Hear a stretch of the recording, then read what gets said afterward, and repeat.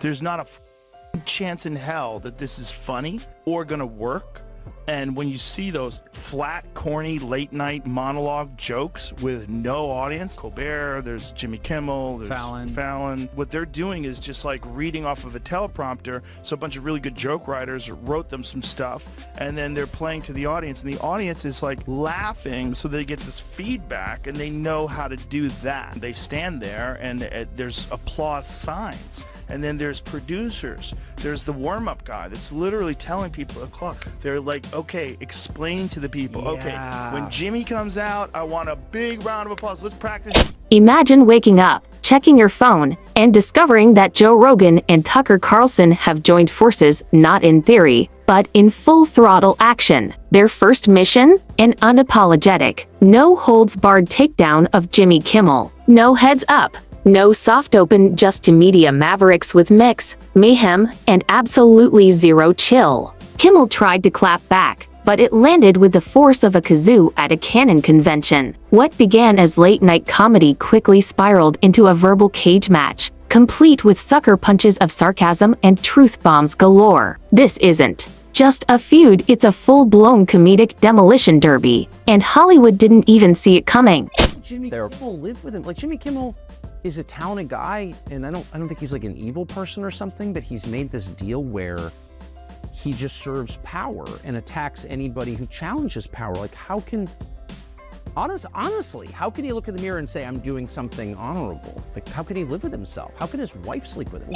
Joe Rogan is a lot of things: stand-up comic, jiu-jitsu missionary, psychedelic sage, and the ever-pumped hype man of the UFC. But more than any of that, he's the spiritual mascot for anyone who's ever side-eyed the mainstream with a smirk. And when he turns that skeptical glare toward late-night TV's most overripe punching bag, it's not subtle, and it's definitely not pretty. Things unravel loudly, chaotically, and with zero interest in playing by Hollywood's rules. This is why so much of comedy is not funny today. It's my chief criticism of like late night comedy, which I find unwatchable. I think it's totally unwatchable. But also contemptible. I mean, they're collaborators. They're just like the fact checkers, they're guardians of the narrative. There's something almost poetic about the whole thing, like performance art with a punchline. On one side, you've got the world's most unfiltered podcast host, Joe Rogan, steamrolling the overproduced, overpolished aura of Jimmy Kimmel. Once the king of crude jokes on a beer-stained couch, Kimmel now floats through monologues that feel more like soft-lit therapy sessions than comedy. Meanwhile, Joe's probably shirtless, mid-squat, laughing about Elmiat and tearing into the cult of celebrity sainthood with the precision of a philosopher and the chaos of a bar brawler. It's raw versus rehearsed, and the contrast couldn't be louder or funnier. Obscurity. Nobody's going to care anymore. It's like you're seeing it take place with late night television. Nobody gives a fuck about it anymore. I know. And it's slowly, you have a bad business model and you're not adapting. Yeah, the creativity's gone for late night comedy, right? Like, that's not really a thing. So when Jimmy Kimmel made the bold mistake of climbing onto a metaphorical soapbox, one wobbling under the weight of cancel culture slogans and virtue signaling buzzwords, Joe Rogan didn't just push back. He hurled a metaphorical dumbbell straight through the foundation. It wasn't even close to a fair fight. Rogan, supercharged on black coffee, DM'd memories, and backed by an army of garage-dwelling Kyles who treat kettlebells like holy relics, dismantled the performance with brutal ease. He called out the late-night emperor's new clothes with all the finesse of a sledgehammer. Not polite, not subtle, just pure unfiltered audio carnage. It'd be one thing if his job wasn't to be a comedian and to do that, but his job is to be he's supposed to be funny, and comedians are supposed to hold people in positions of power accountable. Yeah, the people in charge. Exactly. He's their Praetorian guard. Yeah, and it's like the self-hatred he must feel, because he wasn't always. That's my point. Yeah. I mean, Colbert has always been a hard partisan, talented guy, but obviously he's not a comedian. But Kimmel was a comedian. Like, how does he? I don't understand. I don't know how he can. Rogan has a sixth sense for fake sentiment. He can sniff out inauthenticity like a bloodhound chasing a debt. And to him, modern-day Jimmy Kimmel might as well be a walking infomercial for forced laughter. Once the beer-soaked court jester of Late-night television. Kimmel has morphed into a sanitized sermonizer, cloaked in the glow of applause signs and the approval of smug think pieces. Joe didn't need to scream or rage, he just pointed at the obvious. Somewhere along the line, Kimmel traded punchlines for platitudes, and for Rogan, that's nothing short of comedic treason. Because in Joe's universe, the punchline is sacred. You don't dilute it with moral posturing. You don't preface it with a disclaimer or follow it up with a teary-eyed TED Talk. That's not stand up, it's stand down. And Rogan didn't stop at critiquing Kimmel's tone. He went deeper. He questioned the entire persona. The illusion that you can ridicule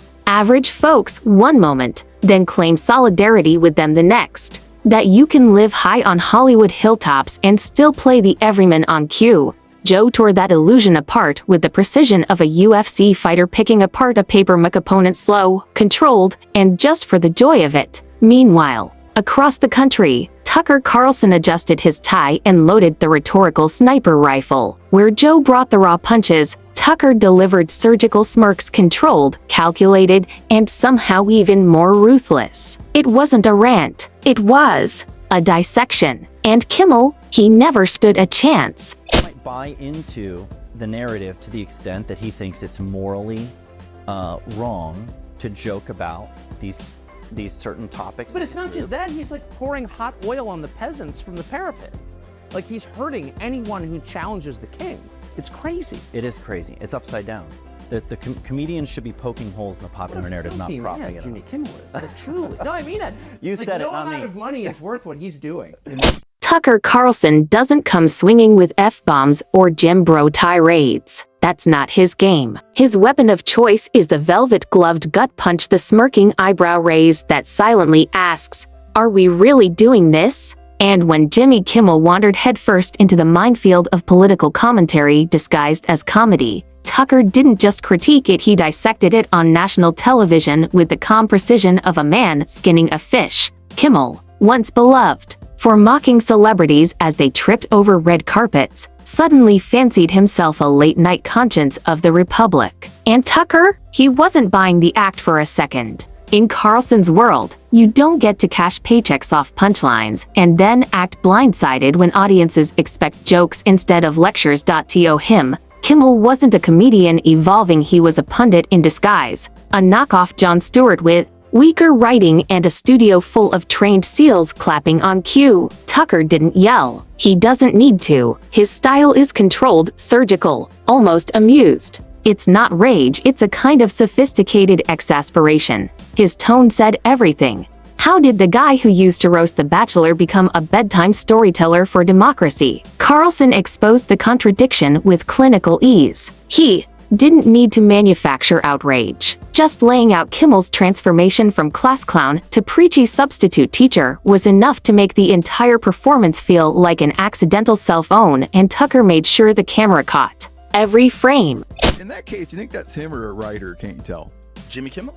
No, it's him, for sure. Okay. Yeah, That's definitely. good. That's a good one. He's a comic. Yeah, that's a good one. I mean, he used to host The Man Show.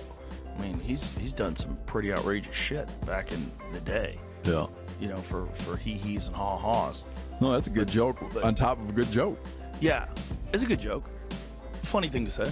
He's had a real problem with Elon from the beginning of this thing, but it's like he's in this leftist thought bubble. He is in the most leftist thought bubble available. And that's where it got brutal, because the more seriously Jimmy Kimmel tried to present himself, the more unintentionally hilarious he became through Tucker Carlson's lens. In that frame, Kimmel wasn't a comedian evolving. He was a performer who forgot how to deliver a punchline and instead pivoted to politically correct performance art. It was like watching a magician who's lost the ability to shuffle cards, so he starts lecturing the audience about card safety, while Joe Rogan sat back, shaking his head at Hollywood's self-congratulatory echo chamber. Tucker was calmly crafting a masterclass in comedic extinction. One questioned Kimmel's relevance, the other questioned his sincerity. Together, without planning, without coordination, they reduced him to a walking cautionary tale of what happens when funny people start believing their own press releases.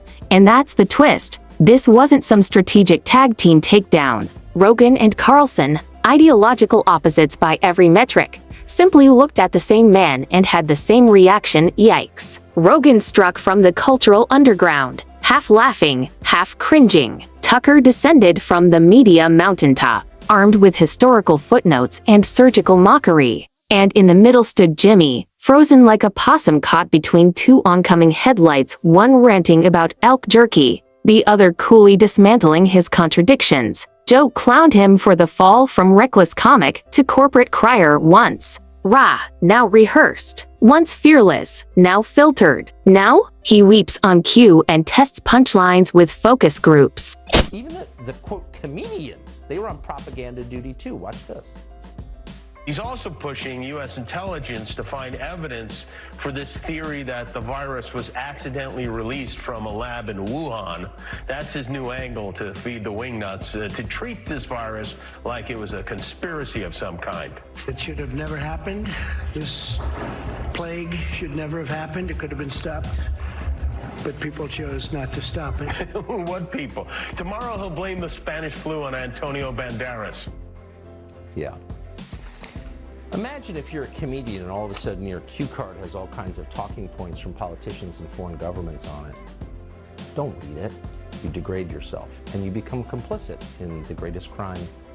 Tucker, on the other hand, went straight for the ideological jugular. To him, Kimmel wasn't just unfunny, he was emblematic of something much worse, a media marionette, dangling from the strings of coastal elitism, performing safe satire dressed up as bravery. Kimmel had traded punchlines for preaching, and Tucker saw it as the ultimate betrayal of comedy's core. In his world, applause isn't courage, especially when it's coaxed from an audience primed to clap for every correct opinion like seals at feeding time. While Jimmy basked in the glow of studio approval, mistaking it for moral clarity. He never even saw the roast coming. It hit like a Tesla in ludicrous mode, silent, slick, and humming with condescending precision. And the aftermath? Comedy gold. Not because Kimmel fought back, he didn't. He couldn't. You don't clap back at Rogan's deadpan demolition or Tucker's surgically frosted monologue. You just hope the algorithm buries it fast. Kimmel's defenders tried to spin it with the usual buzzwords. He's grown. He's brave. He's using his platform. But when two cultural titans from opposite ends of the ideological battlefield both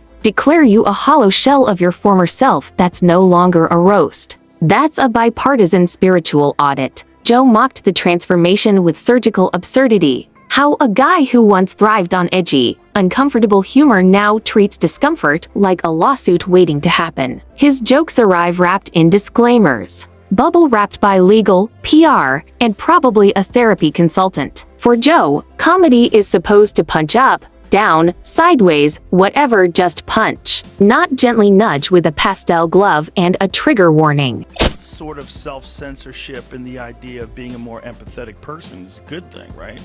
But as long as it's reasonable. But the thing is, the problem with that kind of stuff is it continues to go in the same direction where more and more things become forbidden and toxic. Meanwhile, Tucker Carlson unsheathed his academic machete and went straight to work, slicing through the layers of what he dubbed the Kimmel effect. To Tucker, this wasn't just a single comedian losing his edge, it was a cultural autopsy. He framed it as a broader symptom of modern decay, the erosion of authenticity, the slow takeover of comedy by political sermonizing, and perhaps the gravest sin of all, being utterly, painfully boring. In Tucker's world, boredom isn't just a nuisance, it's a form of cultural surrender. And Jimmy, in his reinvented form, had become the high priest of tedium, a telegenic preacher in a temple of applause signs and safe monologues. Together, Rogan and Carlson didn't just torch Kimmel's reputation, they delivered a eulogy for the version of him that people once genuinely liked. The old Jimmy, the one who found joy in absurdity, who jabbed left and right with equal irreverence, who never mistook studio claps for moral clarity. That guy was gone. What remained was a sanitized teleprompter technician, draped in the faded robe of his former self and surrounded by a ritual of performative approval. And the harshest part, there were no raised voices, no dramatic meltdowns, just two very different men holding up mirrors. Rogan's mirror was fogged with sweat, sarcasm, and pre-workout dust unfiltered, messy, and real. Tucker's cold, polished steel, reflecting every contradiction with surgical precision. The image staring back wasn't flattering. It wasn't even funny, because in Kimmel's world, they clap for everything. They clap when the joke hits. They clap when it flops. They clap for speeches he didn't write and beliefs he may not hold. The clapping never stops, mandatory, hollow, endless. Jimmy Kimmel made a tweet back to him. He said, "Your pronouns are ass and hole." Which is pretty funny. But then, Did he really? Yes. And so then I read that, and there was people saying, "Please don't joke about pronouns. It's transphobic to joke about pronouns." So they were chiding him for participating in a joke about pronouns. So Jimmy Kimmel was doing it. He was doing it too. Yeah, he was doing it too. No, he was being accused of joking about it too. So they were upset at him, even though he was attacking the appropriate person. He was doing it in a manner which is also construed as being. But Joe Rogan's audience doesn't clap on cue. They question. They rewind. They dissect in the comments like amateur philosophers with headsets. They don't go for the theater of it all. They crave unfiltered chaos, not canned applause. Tucker Carlson's audience? Different crowd, same mindset. They keep receipts like prosecutors. They don't yell over your mistakes, they catalog them. Wait patiently, then deliver the eulogy with bullet points and footnotes.